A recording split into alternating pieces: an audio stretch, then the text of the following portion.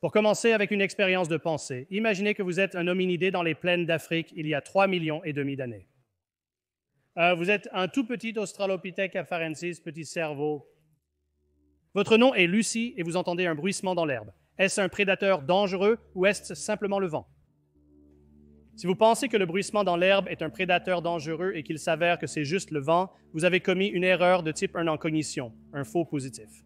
Nous pensions que le vent était lié à quelque chose et ce n'était pas le cas, a été lié à B et ce n'était pas le cas. C'est donc un faux positif relativement inoffensif, mais si vous pensez que le bruissement dans l'herbe n'est que le vent et qu'il s'avère que c'est un prédateur dangereux, votre déjeuner, félicitations, vous venez de recevoir un prix Darwin pour vous être retiré du pool génétique tôt avant de vous reproduire. Nous sommes les descendants de ceux les plus enclins à commettre des erreurs de type 1, des faux positifs, plutôt que des erreurs de type 2, des faux négatifs. C'est-à-dire, pourquoi ne pouvez-vous pas simplement rester dans l'herbe et collecter suffisamment de données pour obtenir la bonne réponse? Et la réponse est que les prédateurs n'attendent pas que les animaux proies collectent plus de données. Ils traquent et se faufilent sur leurs proies pour les empêcher d'obtenir assez de données. Nous avons donc évolué la propension à prendre des décisions instantanées et à commettre un type d'erreur plus probable qu'un autre type d'erreur, et ce type d'erreur, ce faux positif, c'est la superstition. C'est de la pensée magique, en supposant que A est connecté à B. C'est un vrai modèle et ce n'est pas le cas et vous avez tort. C'est la base pour trouver de faux modèles comme ceux de Dieu. Maintenant, quelle est la différence entre le vent et un prédateur dangereux? Le vent est une force inanimée, un prédateur dangereux est un agent intentionnel. Et son intention est de me manger et ça ne peut pas être bon.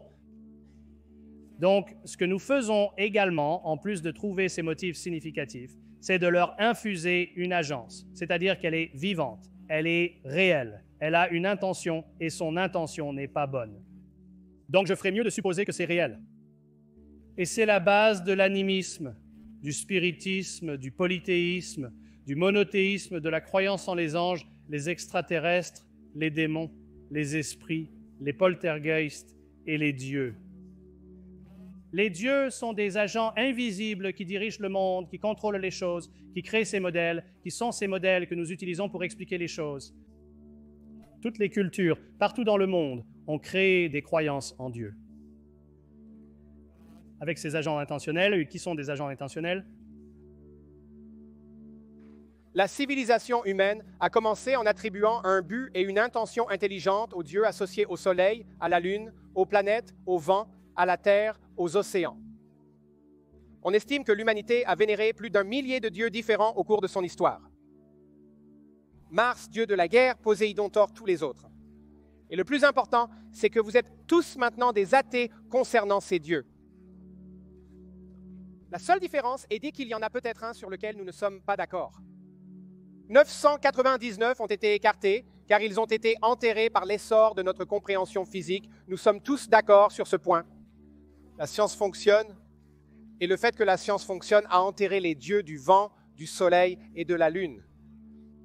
Aujourd'hui, quand il ne pleut pas, les agriculteurs consultent un météorologue au lieu de prier pour la pluie, comme je viens de le mentionner. Et c'est une bonne chose.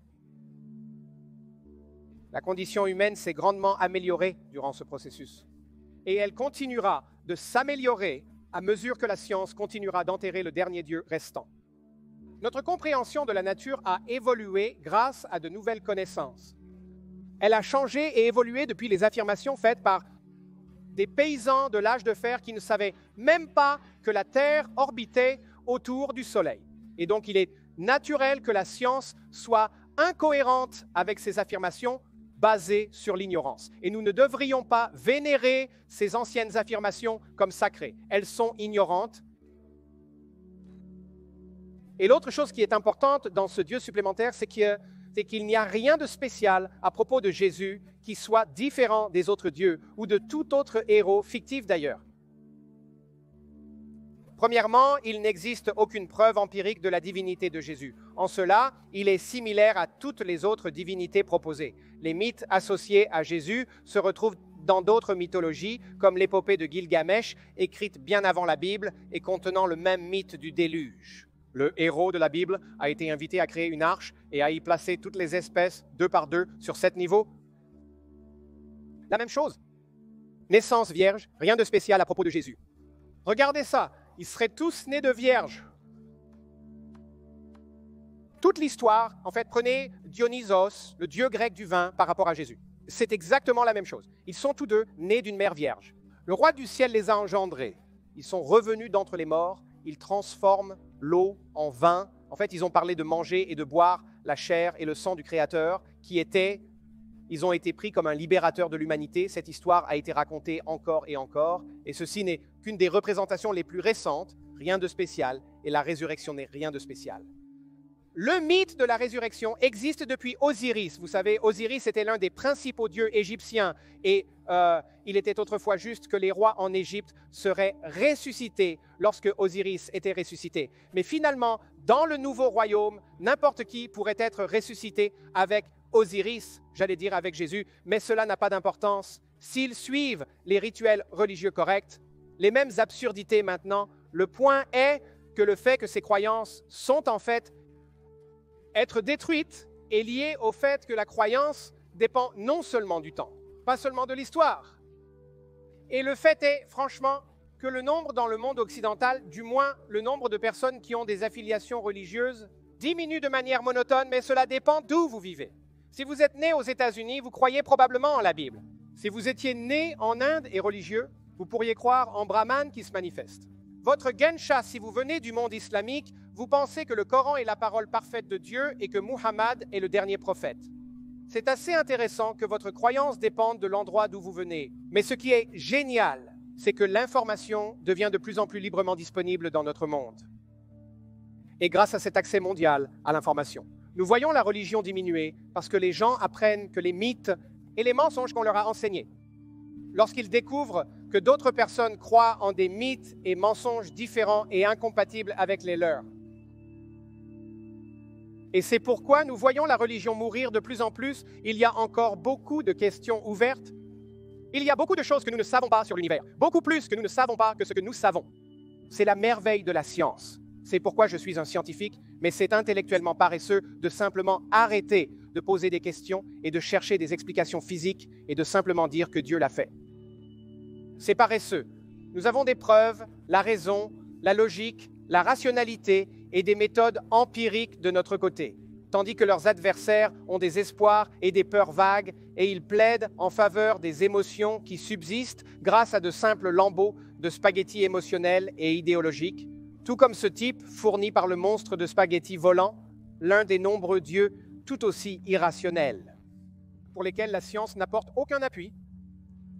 Mais je veux d'abord commencer par clarifier la nature de la motion, car la motion n'est pas que la science réfute Dieu, c'est que la science réfute Dieu. Et c'est très important parce qu'on ne peut pas réfuter une notion qui est fondamentalement vague et irréfutable. Je ne pourrais pas. Il n'y a aucun moyen de réfuter l'idée que Dieu ne nous a pas tous créés il y a 15 secondes avec les souvenirs des commentaires amusants que nous avons entendus avant cela. Il n'y a aucun moyen que nous puissions réfuter cela.